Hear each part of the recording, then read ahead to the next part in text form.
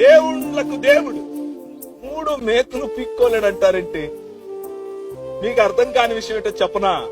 ఈ రాజు మీకున్న మేకులు పీకటానికి మేకులు కొట్టించుకున్నాడు.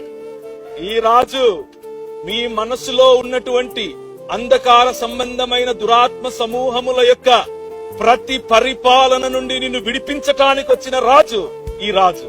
నువ్వు నా ఇంటికి రావటానికి వీల్లేదురా అనంటే, నేను నీ ఇంటికి వస్తాను, భోజనం పెడతావా అని అడుగుతాడు ఈ రాజు. ఏమ్మా, ఇప్పుడు నువ్వు ఎన్నో వాడితో తిరుగుతున్నావు అని సర్కాజం వేసేటటువంటి ప్రపంచంలో ఆమె కోసం గంటల సేపు ఒక బావి దగ్గర వెయిట్ చేసేటటువంటి రాజు నీ రాజు.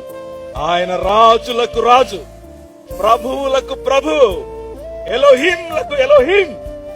ఈ రాజు ఏదో ఒక మత స్థాపకుడు కాదు సుమా. ఈ రాజు నిజమైన మనిషి.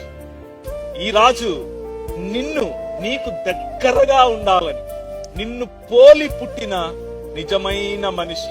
భూమి ఆకాశములను తన మాట చేత సృజించినటువంటి ఈ రాజు, సమస్తమును కలిగించినటువంటి ఈ రాజు చంటి బాలుడిలా నీ కోసం నీలా బ్రతకాలని, నిన్ను తనలా రాజ్యమేలేందుకు నిలబెట్టాలని ఆయన సాధారణమైన మనిషిగా వచ్చాడు.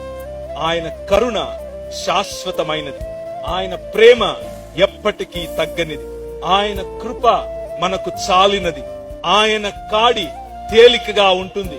పరిసయ్యులు ఆపలేకపోయారు, పిలాతు చంపలేకపోయాడు, సద్దూకయ్యులు ప్రశ్నించి నోరు మూసుకున్నారు, హేరోదీయులు చంపాలనుకుని చివరకు చేతులెత్తారు. కానీ మృత్యువును ఆలింగనం చేసుకోవటానికి, మృత్యువును చంపటానికి, నీ బానిసత్వము నుంచి నిన్ను విడిపించటానికి వచ్చినటువంటి ఏకైక రాజు, one and only true human being, నిజమైన మనిషి. ఆ రాజు నువ్వు రావాలయ్యా, నువ్వు గగనాన్ని చీల్చుకొని రావాలయ్యా అని అడిగినటువంటి ప్రశ్నకు సమాధానముగా వచ్చిన రాజు, అమ్మ కడుపులో నుండి వచ్చిన రాజు, స్త్రీకి ప్రత్యేకమైన స్థానాన్ని కలిగించినటువంటి రాజు. That is your king.